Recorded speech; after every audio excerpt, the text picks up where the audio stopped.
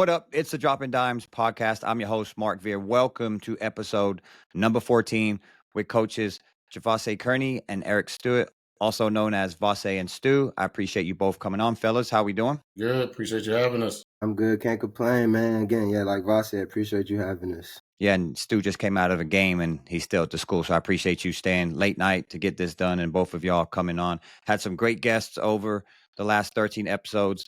No better but you guys as well. You both have played in the city, been involved in youth basketball and from the college side. So to get us started, Vasse, I'll start with you. Just kind of tell us how you got to San Antonio. We talked a little bit off pod about how you came from overseas and then how you got involved in coaching in San Antonio. Yeah, well, again, thanks for having me. Obviously, my dad was in the military. I was a military brat. So I was born in Frankfurt, Germany, lived there for 12 years and transitioned over to the States when he got orders here. And I ended up at Cole High School, played ball there, went over to Kearney, played basketball there for 4 years. And then not really knowing what I wanted to do upon graduation, my coach approached me and said, "Hey, I got a spot available on my staff. You're interested in coaching?" And I said, "Well, sure." I loved the game. I wanted to just kind of stay around it, but didn't really know the coaching side of it. And then once I got involved and started getting responsibilities, I just grew to really, really love it. And I said, this is what I want to do forever. I want to be around the game and teach and coach. So here I am now since I graduated in 2004. And I've been coaching ever since. Okay, let's talk a little bit about SA Hoops Elite. I know it started with the Parker brothers, and then you actually had a group with Mark Brown at CYO. Tell me how that kind of fell into your lap, and then you actually ended up changing the name to Hoops Elite that everybody knows in the city now. Yeah, so Mark Brown and Rudy Herrera, who were a part of the program, they both had kids in the program. They were doing CYO, and they both had a team. One had a girls' team, one had a boys. The relationship was they were really close with TJ Parker at the time, and TJ was one of my really good friends as well. They approached him about doing a select team, and at the time he approached me. He said, "I'm not really familiar with this. Do you want to do it with me?" And I said, "Sure, let's go ahead and do it. Let's try to put it together." We started out with just the two teams, and honestly, it just took off fairly quickly for us. One, probably because we had the Parker name behind us. That didn't hurt, but we took off pretty quickly. Within about a year and a half, TJ went back over to France to work for his brother's team in Asvel. And after that transition, with him not being involved as much, I went ahead and changed the name. Myself and Rudy decided to go ahead and change the name to San Antonio Hoops Elite. And then from that point on, I believe it was 2014 till now, we've been strictly just SA Hoops Elite and kind of just grown into our own organization and program. Yep. Appreciate you sharing on that. We've had our battles back in the day with your boys team, and now I think you've grown to 16 teams. The Admirals, yeah. And then you may have 18 teams this upcoming summer, right? Is that? I think you said that. Right. Is that what it's looking like? We're creeping towards that. I mean, it's not one of those things that we really want to do, but sometimes things just happen. You know what I mean? And it's a good thing for us that we're able to grow and impact so many kids. So we'll see where it goes. But yeah, we got quite a few right now. Yeah, that's awesome. Your program's grown and you guys do a great job in the city. So good stuff. Stu, I know you're new to coaching. I think Vasse said 4 years with him and now you're at Warren. I mean, you're moving really fast on the coaching side. Congratulations to you. I know you're at Warren this year. But talk to everybody about how it started for you as a player in the city and then how you kind of dove into coaching and where you are today. Originally came to San Antonio in 2009.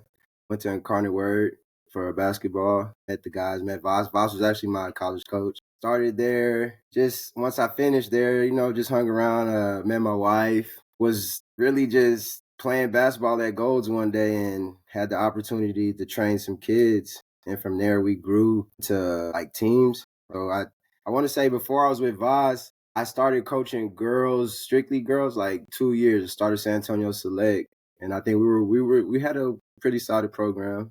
So then the opportunity to merge with Voss came, and I took advantage of that, leaped on that, right? Yeah, so I know everybody kind of knows you guys as Hoops Elite in the city. And before I dive into the girl side, we'll talk a little bit of both, but I mean, I do want to touch mainly in this podcast on the girl side. This came out today.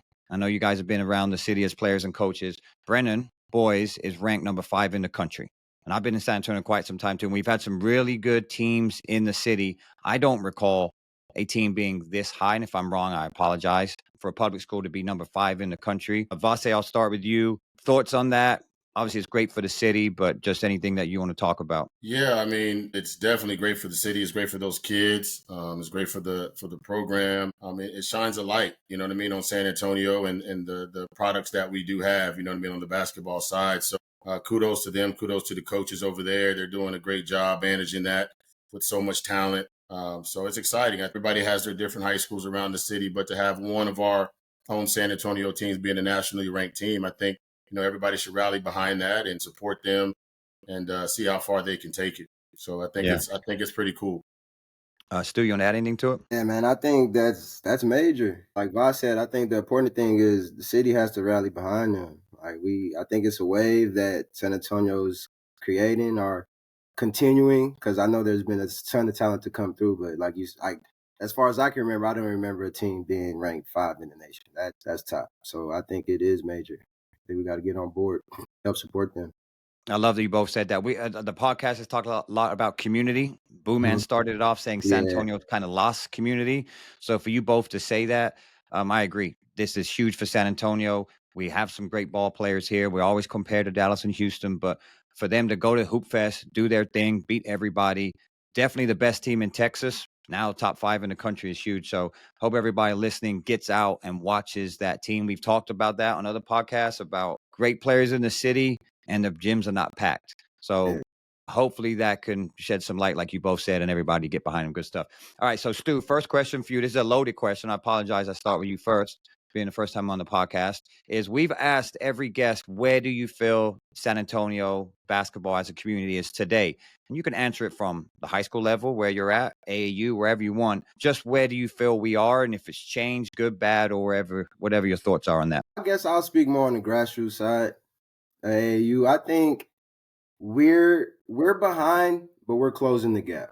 And I believe as far as skill and IQ, we're not too far behind. I just think it's the physical, the size, the length, the bigs that we're lacking.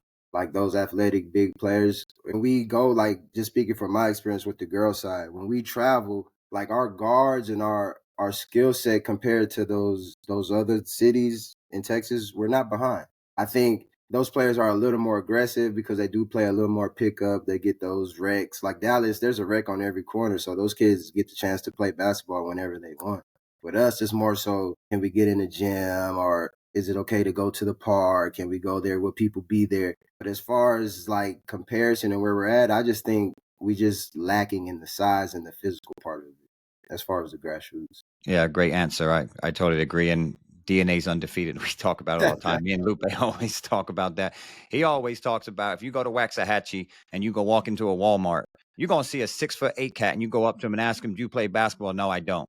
You ain't seeing no 6'8" cat walking around in Walmart in San Antonio. I always laugh about that story because one time I found myself at a playoff game in Waxahachie, and guess what I did? I found me a 6'8" kid and did not play any sports. I had to call Lupe with that. It's the funniest story ever.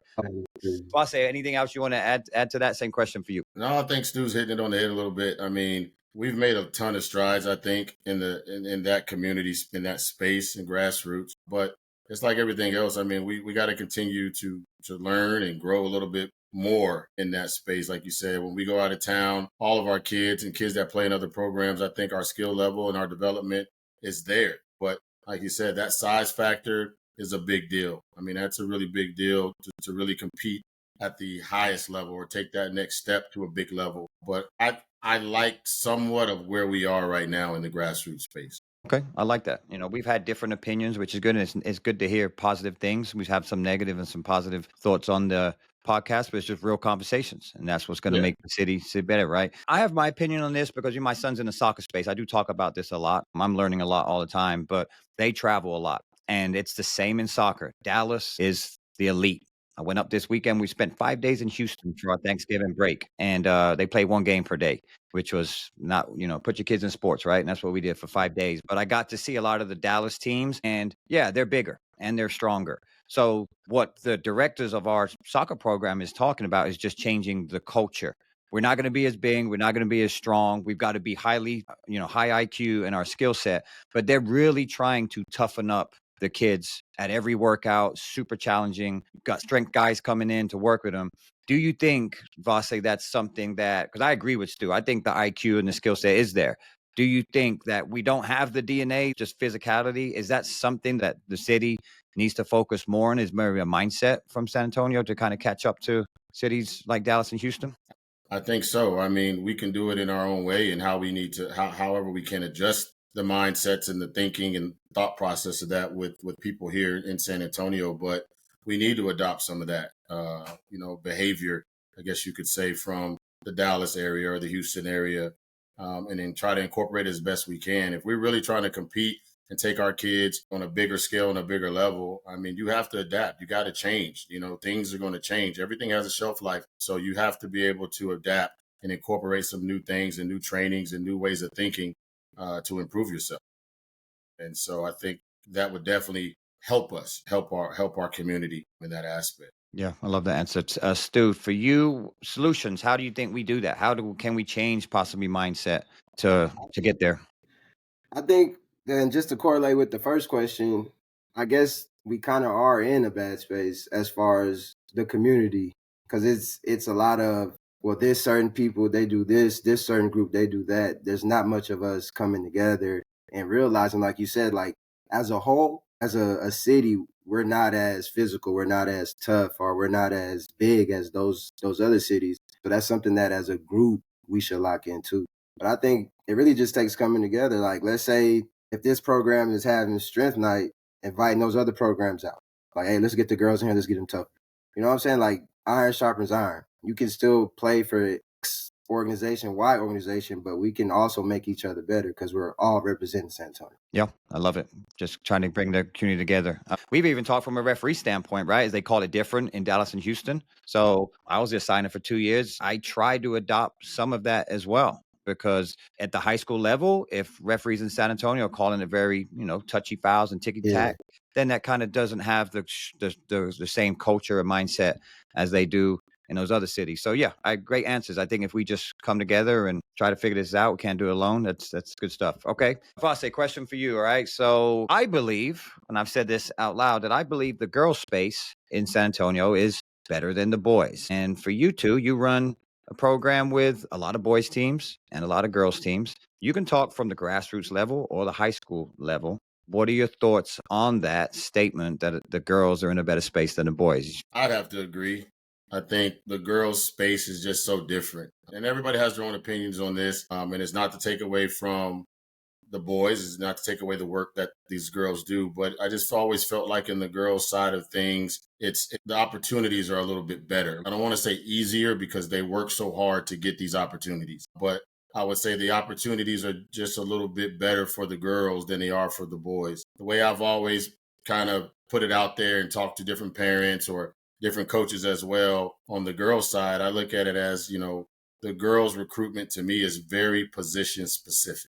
And what I mean by that is that if you're either a really good shooter, you're really fast, you're tall and can rebound, or you can defend, there's always going to be a place for you. On the boys' side, there's so many athletes that can just run and jump, and that's kind of what everybody's looking for. But on the girls' side, the IQ is there, the unselfishness. So it just creates, to me, a bigger opportunity for the girls' space. And the girls are really taking, a grasping that a lot and getting opportunities. And, you see so many girls on social media. Everybody's getting a lot of offers and a lot of opportunities to go play at schools, whether they're D3, NAI, D2, Division One.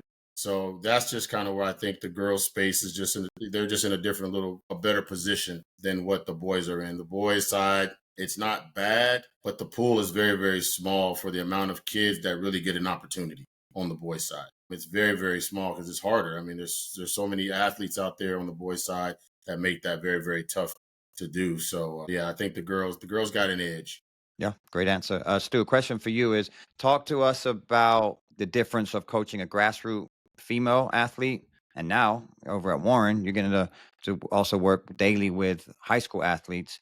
Talk to us about the differences, the challenges, and the pros and cons to both of those. I would have to say the biggest thing is attitude. I think with grassroots, a lot of the kids come in green, sponge. Like I want to learn. I want to know this. I want to know why I do this. And now I come into I guess coaching, while I'm coaching high school with the girls, you see a lot of entitlement. Like, well, I'm old enough to know why this happening, or I already done this. I can do this. You don't got to tell me how to do this. You know what I'm saying? So my thing is like, maybe it's the pool that you're getting or I'm getting at where I'm at. Cause I'm pretty sure there are older girls in the high school setting that are sponges that want to learn, that don't approach the game like they know it all. But just the many of the girls that I've encountered, it's just the attitude. You can tell them something that's helping them, and they take it as, oh, he's getting on me, and I don't know, I'm not good at basketball now because somebody's coaching me up. Whereas as far as the grassroots is, you get after a kid, and it's like, yes, coach. What else? Thank you, coach. Yes, sir. And to not to cut you off, Stu, but I will say this, because one thing that I've been able to see with Stu coaching the grassroots in the high school side, because he was at St. Anthony's with me as well and transitioned over to the girls side, where even at Warren too, I mean, you got a little bit of talent, but sometimes you don't have any talent, and you have to be able to manage that and figure out a way to still be successful and deal with some of the attitudes and the lack of talent, and how do you mentally get them to buy in and get wins and those things. And I think Stu does a good job at that, of being able to see that balance, because like I said, in the summer times with our teams, granted, for the most part, I mean, we got a lot of high level kids that are pretty solid, you know what I mean? So you got to manage that. But then on the high school side, you don't have that all the time, you know what I'm saying? You might have one girl that plays club Yeah. ball, or that's pretty talented. So navigating that space, he's done a really good job of balancing the two, because that's tough in itself. Yeah, that's a good point. And Cody touched on that too. He went from Brendan from the girls to the boys, and he said on the girls team there may be someone that's just there for social reasons.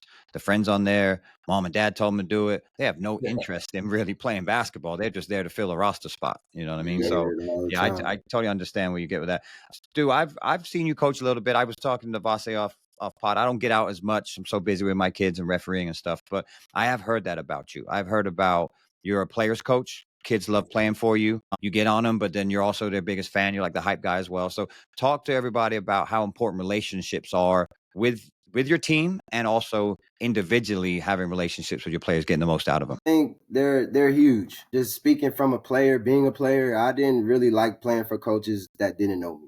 You know what I'm saying? They put me in a box where they thought I fit, and they coached me like that. So I think bringing that aspect of what I looked for into a coach, I brought that to the table, and I think it's easy, but it's also a little difficult, because especially balancing girls, you get, like I said, the attitudes of different personalities. Like, you can get on one girl. I'm pretty sure it's like this with the boys. You can get on one girl a certain way, and you can't get on another kid that way. You know what I'm saying? So it's the relationships is huge, because the kids nowadays, they want to know that you believe in them. Like, I get girls to come in and it's like it's an open shot, and their coach is telling them they should, or another coach is telling them they should have passed it. And I'm thinking at the grassroots level, it's about development. Like, I'm not going to put you in a role where you're not going to take an open shot. You know what I'm saying? So just telling them, hey, shoot that, shoot that. That little bit of confidence, or that little bit of belief in a player during the game, they look at you like, well, he told me to shoot it. And now they're ready to run through a wall. So I think the relationship, the understanding who you have in front of you, who you have on the bench, and who you have on your teams in the locker room is major. I love that you said that, because I even put confidence down and then you said it. And we've talked about on other podcasts, grassroots coaches being the most important coach. Them coming in very new to basketball, right? And there's a lot of grassroots coaches out there that don't understand what you just said. And that athlete's done. They lost their confidence. Either they quit or they go to a program and they really don't know what to do, right? You do want me to shoot that, to your point. So I think relationships, it's important at every level, but I Yeah. 100% agree with you at the grassroots level. When you get somebody that's green, wants to be a sponge, I mean, just giving them confidence on the court and off the court, because mental health, it's huge today. You both know this, and dealing with boys and girls, it's very, very different. And I'm definitely going to get a sports psychiatrist on here to kind of talk about that. I know a lot of Yeah. athletes that go see professional help because their Yeah. anxiety is so high, and it usually comes back to possibly parents or coaches with the pressure that they're getting. So I appreciate you touching on that, Stu. Vasse, you want to add anything to that before I go to the next question? And I think he's spot on with that, man. The relationships, that's key. I mean, you really have to develop really positive relationships with these kids, and I think Stu does a very, very good job with that. I've been around this space and for a very, very long time, and I I've always tried my best to take that approach. Like, I want to understand the players. You know what I mean? We want to know what's going on with them outside of the court. Those are things I tell even our coaches when we talk. We want to know what else is going on with you. How was your day? Every time I come in the gym, it's always about how was your day today? I know what's going on in their world a little bit too, to understand them, because we all go through things and we all have bad days, we all have good days. So just knowing a better way to approach your kids and understand your kids is important. Yep, that kind of leads me to the next one. You've changed a lot, Voss, the way you coached. And I know that for a fact because we used to go at it back in the day. Yeah. You have definitely, you talked about it earlier about, growing and continuing to learn as a coach and as a person. I believe 100% you've done that. You've changed a ton over the last 10 plus years. I think maybe having a son has probably had some things to do with that. Definitely with myself, it has as well. But so talk to me a little bit about the way that you've evolved today. And then also I want to know a little bit about the difference between coaching girls and boys. So you can tackle both those questions. Well, I would say I'll start with the difference of coaching girls and boys. And really, on the girls' side, I always, not to say it's just a little easier. I mean, they're sponges. They listen. They're team oriented. They're unselfish. They show a different type of passion to the game and passion for their teammates. The relationships are just somewhat a little bit different than the boys. You're a little bit softer. You know what I mean? From a male perspective, they kind of bring that out of you from time to time as well. On the boys' side, you deal with a lot of I'm the man, and I got to be getting this, and I'm a Division I that, and when you start running into too much of that conversation, it kind of takes the fun out of the teaching. The kids are distracted; they're thinking about other things than what they need to be thinking about, so to speak. So I would say for me, the girls are easier, and I'm learning that more so now coaching my own kid. It's hard coaching the boys, especially when it's your own son as well. So, but the second part of that, I think I definitely feel like I've grown as a coach and as a person. We talk about player development. Well, you always talk about too personal development. I came in, I think my patience is a little bit better. I think me trying to have better relationships across the board with the players and with parents has evolved more than what it used to be when I first started out. My approach to things, from day to day of how we operate and how to get things done and on the court. But one thing that I always tell people that will never change is, my intensity and my passion and my love for the game. That's just who I am as a person. That's my everyday life. You know what I mean? So, from the sidelines, sometimes people may not like it or it may be too much for them. And like you said, there's a coach for everybody. You know what I mean? There's a program for everybody.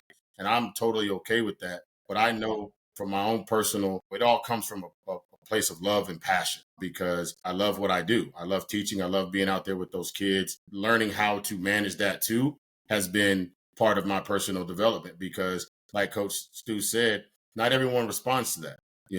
So as a coach, I have to understand that a bit too and understand how to reach certain kids a different way than one particular way. So I think all these things have really changed a little bit and it really kind of helped me be a better coach and be a better person, throughout my time. I appreciate you touching on that. Yeah, you've definitely got a lot more patient over the years. I can tell you that. So, yeah, good stuff, though. All right, question for you, Stu. Mike Daniels talked about, and me and Voss talked a little bit before you jumped on. Mike's doing a good job. He really is. He's really working hard over there at the Sportsplex. So we've talked probably more in the last month than we have in probably 2 years. So I like what he's doing over there. He struggles with trying to get close games at the grassroots level because a lot of these teams are chasing these rings. I still don't understand the rings. My daughter has one at the house. They're massive. They don't fit. I don't know what you're going to do with them, but everyone seems to love them. All right, cool. Get it, right? So they would prefer, he says the culture is of these teams at the grassroots level would be preferred to know they're going to probably win and get those rings than possibly play up. Now the games, they may lose. They may go 0-3, or we got some single-digit games, some adversity. Talk to me about what you guys do with your grassroots programs. What is more important to you, winning or development, or having a balance of both? Because I think both are important, right? If you're running an organization, you're running a business. But what are your thoughts on that comment and where you guys are at and possibly where the city is as well? I think Mike is right. Because there's so many teams now that it's kind of watered down that's what you get. Like you get these teams that, you know what, we don't really practice. We probably just want to post a picture on social media to say we won, and that doesn't help. But I think as far as us and what we do with our grassroots program, we play up. So at the end of the day, we're trying to develop, right? I mean, we want to see our kids struggle, want to see what they need to work on, want to see them get beat up. We just want them to have that need, have that want, like, I got to get better. Whereas far as they might get content, oh, we won, we're winning, we're winning. I don't need to get better. We're winning, we're winning.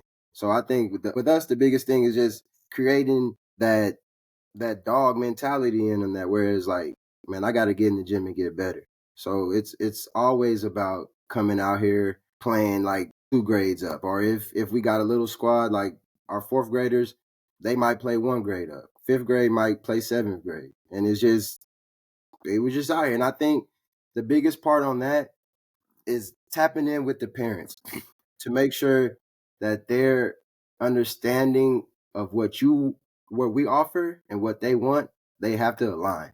Because if they are on the team and they just want to get in tournaments every weekend, they just want to play, they want to post the pictures with the team winning, it doesn't fit. So we'll have conflict. But I think our parents have bought into it, where it's like, man, they want to see their kids struggle the same way that we want to see them struggle.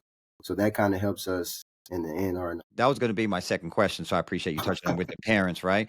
But here's what kind of came to mind when you said that. All the successful programs in San Antonio are doing the same things. You guys, the future, the finest, player first, whatever. Right?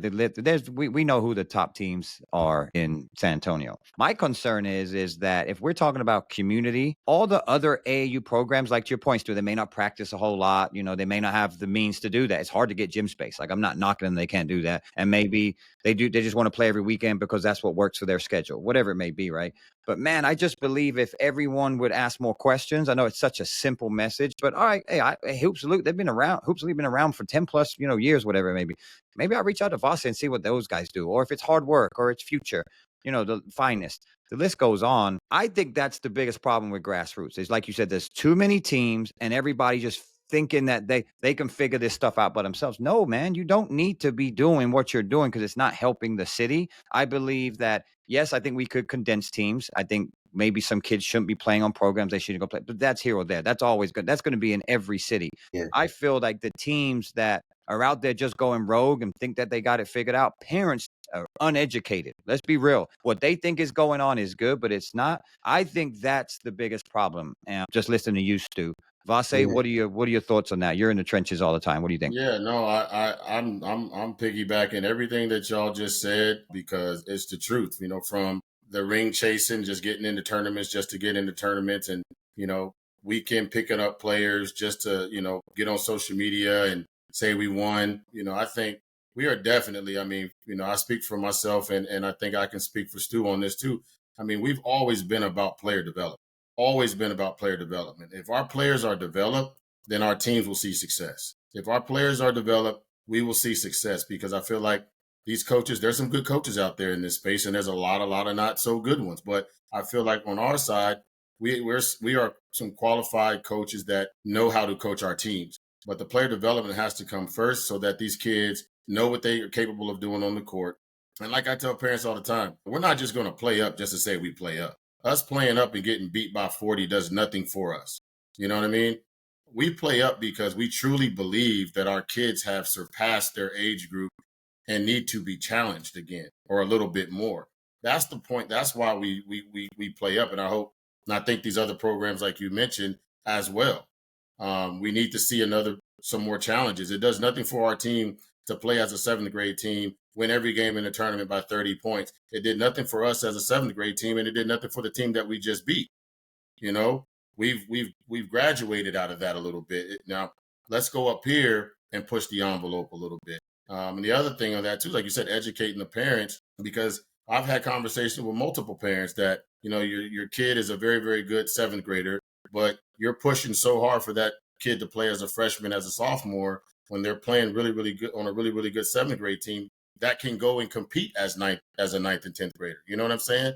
They go up there, you put them up on the 9th, 10th grade team. They're role changers. They're not getting very many minutes. They're in the shadows of the older kids that are more polished, more IQ, and a step above. All of that plays into, you have to have a plan and really a reasoning of why are you doing what you're doing. And for us, it starts with the development first, that leads into the success of the team. The parents got to buy into what you're doing and trust what you're doing. But we play up to challenge ourselves. We're not just playing up just to run around town and say, oh, our sixth grade is playing in the ninth grade division. Well, we got beat by 50 every game. So, that's a terrible director decision. You know what I mean? So that's kind of my take on that. Yeah, you both just banged out my next 3 questions. You guys are killing it. So one of them was like, how do you guys balance individual development and team success? You touched on that. We talked about certified coaching. You touched on that you guys are qualified, right? We've talked about certified coaching. I'm not going to really go into that. I just feel like the profession is disrespected, where anybody can grab a shirt, grab some kids, put coach on the back and go to work. It's a profession. All of us work at this every single day. And that and like you said, to be qualified like Stu, he's been through this, and obviously he's still growing as a coach, and he's adding to his resume of what he's doing and accomplishing and learning, and same as me, like I'm still learning and things like that. And I've been around it a very long time. So when I have certain parents, come at me, and they try to tell you how to be in this space. You know what I'm saying? And I had this conversation one time with a guy, and I said, it's like, I don't walk into your car salesman office and tell you how to sell cars, because I've never done that. That's not my place. You've been doing it for 15 years. And I feel like it's vice versa for what we do. You know what I'm saying? We've done this a long time. It's not always perfect, but I think we know a lot more than, some. I talk to parents all the time, and the conversations I have with them are not as friendly as that one. But yeah, I mean, I'm always going to take the coach's side, just being real. I think we're all there, right? Is that, and we talked about it earlier. I don't mind sharing it. Is like, Brennan lost in the regional final. It's Coach Cowgill's fault. Are y'all crazy? Okay, he made a coaching mistake. So what? One of the best coaches in San Antonio, right? But it's so easy to then put the blame on a coach, but then you think you can do better from the sideline. You have no idea the work, the time, the effort that goes in, and that's summer coaching, AU, and that's high school coaching. So, and college coaching. You guys have all been through it. All right, let's dive into some Q&As. All right, so they came in today. I don't know if I sent these over, so I apologize if I don't. But JaVasse, we'll start with you. You may just have to go off the dome. All right, try to get you guys prepared as much as I can.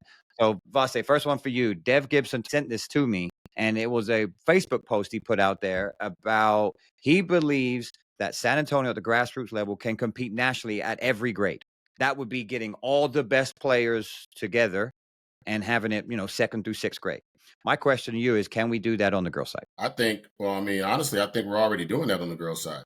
To be truthful, I think you got programs like ourselves, and you mentioned, Player First, you mentioned, Finest. I think, we're already competing on the national level pretty much at every level because, there's talent there. You know what I'm saying? We're going out of state and winning and playing against the better teams or the best teams, so to speak, or being in those games and being in those environments. Now, when you talk about putting the best players together on one team, don't foresee that happening. Reason being is because it's going to take parents, coaches, and players putting aside their personal agendas, their personal egos to make that happen. And I just don't see that ever happening. I really just don't see that, coming together. But in the space of building really, really competitive teams that can go out there, however you build it, whatever players you got, and you're a good coach and you know how to maximize the talent of your players, I think there's programs and teams that are already doing that. Like, I feel like I said, if I speak for myself in our program, I think that we are doing that a little bit. Like, it's not every single level right now, but I think we have the talent, that can go out there and they do a very good job at it, of competing. Do you remember the Gervin team? Were you here when they tried to do that at the Gervin? Yeah, I was here. See, I can't. I've had, I forget about what happened back then. So I'm gonna have Mo Harrison on. I know he was a part of it. Tell me I'm wrong. I'm trying to just, kind of jog my memory. It was with LaShawn Brown, Leon Sneed, Jake Valero, that group. I think they were in 7th grade, right? Yeah. And that the Gervin funded it. I know that didn't think they had to pay much, but George Gervin, they practiced over there, and they were going to go play in a few tournaments where they took the best, let's say 10 kids from the different organizations and just needed them for a few events. I think one was in Vegas, right? There were national tournaments. That lasted, I believe, one tournament and lasted less than a month. Yeah, Am I right? Yeah, you remember that? I know it vaguely, like you're saying, and like you said, I think Mo will be able to speak more in depth on that. But that just is a case in point. It's very difficult to do, because the first question is going to be, and this will be the first question from the coaching it? parents, it's going to be who's coaching it. Yeah. You know what I mean? Who's coaching that team? Because everybody has their preference. You know what I'm saying? They may say, "Oh, I want Mark Veer to coach it." Well, he's not going to be the coach. Well, I want Voss to coach it. Well, I don't like him. I don't want him to coach. I want Stu to coach it. Well, I don't want Stu. You know, you're going to run into that issue right out the gate. You know, then you go from a player standpoint. It's like, okay, are these elite players who are all alpha dogs or alpha females on their club teams and high school teams? Now you come into this environment. How does it work? You know, I'm coming off the bench. I'm a starter dealing with that. I mean, there's a lot of things to manage there for that to come together. To me, I feel like it'd be a very tough job. Well, I agree. That's why it did shut down for those exact points, right? So I'm just bringing it out there because it has been tried and people have asked me about it, like, hey, we just need to get a super team. And this is I don't believe that's the solution. I don't believe sending 19 NBA teams to a Gasso is a solution because we've done that before. 19 to 20 plus. You really think that we have 200 players in San Antonio that can play at that level? Just to either one of you, do you think that that's a good representation sending? And it was to Duncanville too. It wasn't a smaller one. It was a big one. And I was there at a referee camp and I got in the app and all I kept seeing was San Antonio teams. I'm like, man, there's a lot of teams. I didn't even know any of the teams, what they were. So I went and looked and I believe there was 19 NBA teams at that tournament. It could be worse now. That was a few years ago. Dude, what do you think about that? Is that something that's good or bad for the city having that many teams in a high level Gasso tournament in Dallas? It's not good because, like you said, it's our pool to pick from to compete with those guys is slim pickings. So if we got 19, 20 teams over there, maybe 3 or 4 of them are actually really NBA competitive. So I think now it's just bad representation because you get a game and one of these teams getting beat by 60, another team getting beat by 50, and now it's just watered down and it's looking like we don't know what we're doing over here in San Antonio. I don't think that's a good look at all. Oh, the scores were like that. Don't get me wrong, they were. And I think you said it, like knowing your limitations, Vasse, is it, right? Okay, I've got a group of, hey, we're good in town. We're good local. There ain't nothing wrong with that. You can have a one day, 3-day event and you're good, but you're representing San Antonio. Yeah. I don't think they may understand it. Like, hey, let's go do a Gasso at the end. You guys deserve it. Mm-hmm. Okay, but to your point, Stu, how does that look for the city? Teams going up there and you're getting blasted by 40 or 50. I'm going to keep an eye on it over some of this time. I'm hoping this podcast will help maybe educate some people because I feel that's what it is, man. I just think there's a lot of good people out there trying to do good things. I just don't think they're doing it the right way.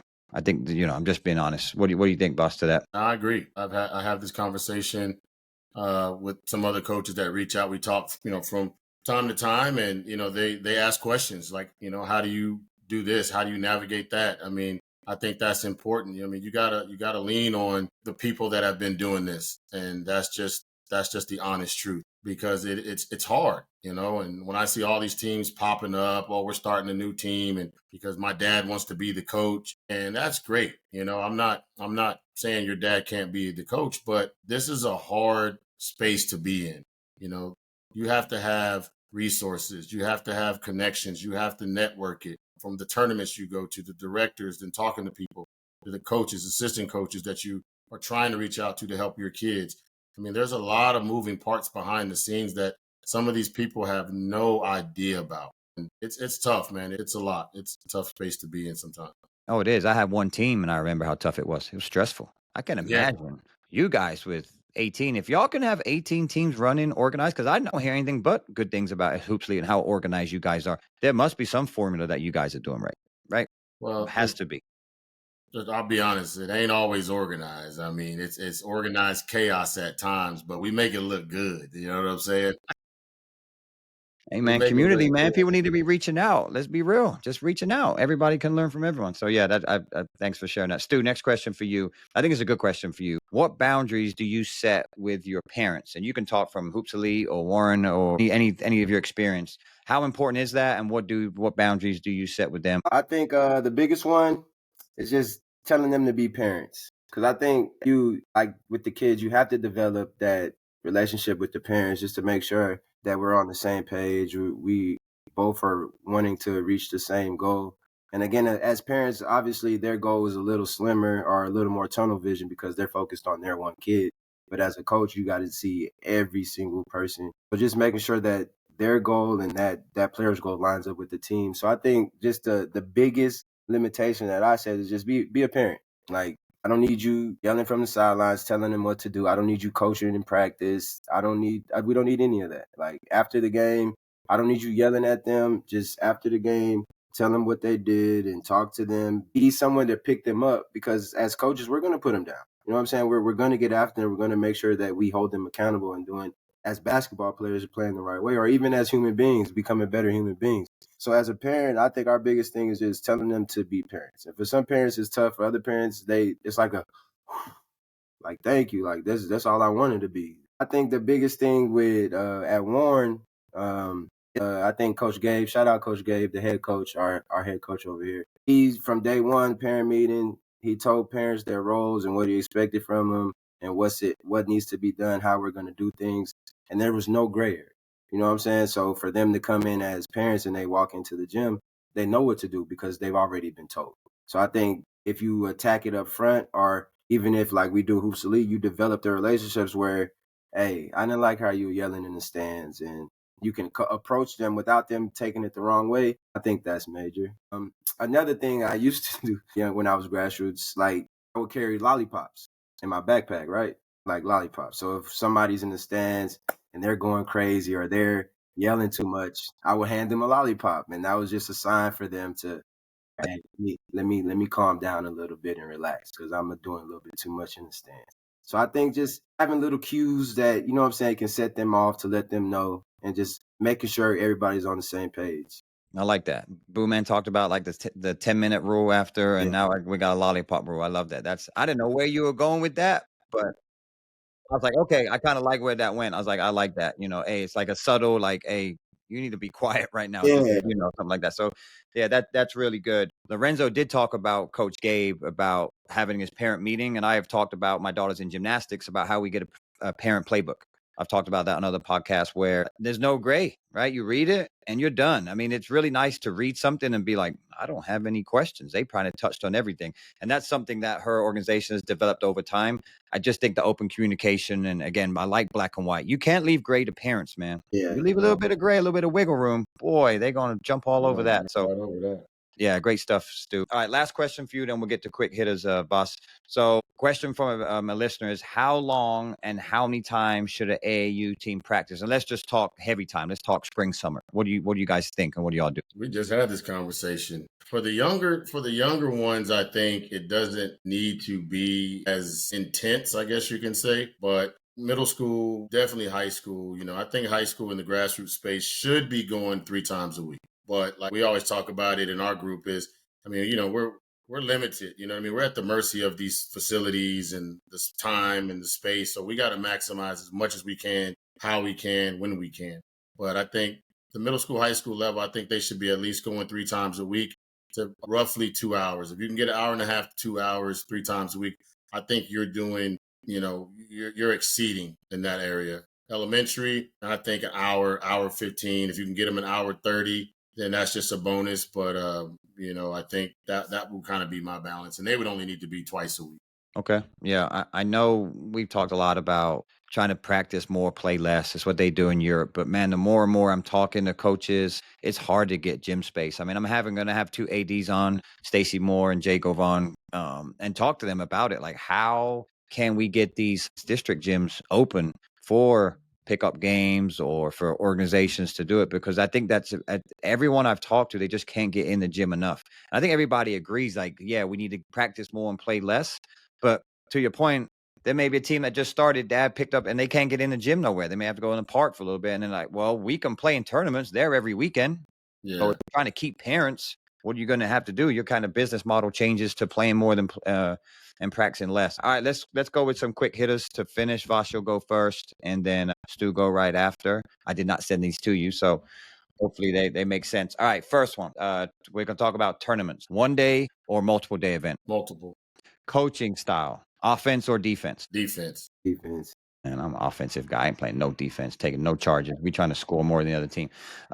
Shot clock or no shot clock? Shot clocks. Shot clock. Hey, they come in, I'm telling you. And PSA, we got them at the factory. I We like just it. got them in. So I'm going to be running some tournaments here. I'll be reaching out to you guys soon about that. I want to see kids play in shot clock environments because it's coming to high school here. Next one, what's a more undervalued skill? Passing or shooting? Passing. All right, last one, movie. Hoosiers or Blue Chips? Blue Chips. Why you say it like that? Okay, I'll do it again because I'm going to do it like I did the last one, or I don't know if you did it, right? So I can kind of see where that one went. I may need to get rid of that one. Okay, Yeah, I see what y'all are doing. I mean, you're talking almost like, yeah. I know. Yeah, that's kind of a little suspect in that one. All right, so movie, we're going to go He Got Game or Above the Rim. He Got Game. I was going to say He Got Game. Because the last two picked. Yeah. He Got Game. Yeah, He Got Game. I was rolling with Blue Chips only because Shaq was in it. I was going Hoosiers, man. My boy Jimmy got that. Oh, you were? We go with that one then. Yeah, I was going Shaq. I roll with Big Shaq on all that. Yeah, of course he is. Hey, that's your cold guy. I get that. Yeah. So, all right. Well, hey, fellas, I appreciate you both jumping on. I know it's late night. Stu, again, appreciate you right after your games and hopping in at school. Again, just trying to help the city. Very credible guests. I hope some listeners can get some stuff this and they reach out to you guys. You guys are doing a phenomenal job. Stu, I apologize for not getting a little more background on your coaching. You've been at this a lot longer than I thought you have, but great job on what you're doing with the city and big ups and success for what you're doing and with your new job and where it's headed. And Vasse, I've known you a long time. I love that you just keep growing and learning and trying to evolve as a coach. So I appreciate, again, both of you popping on and just hope the city can continue to grow. I know you guys are all about it, trying to improve the city. So thanks again. And we'll be talking to you guys soon. Take care. Thank you, man. Appreciate you. Thank you for listening to the Dropping Dimes podcast. Make sure to go follow us on IG at Dropping Dimes Pod. Remember, each Friday we'll be dropping a new episode, so hit the follow and bell notification buttons to never miss any content. Let's get better together. We out.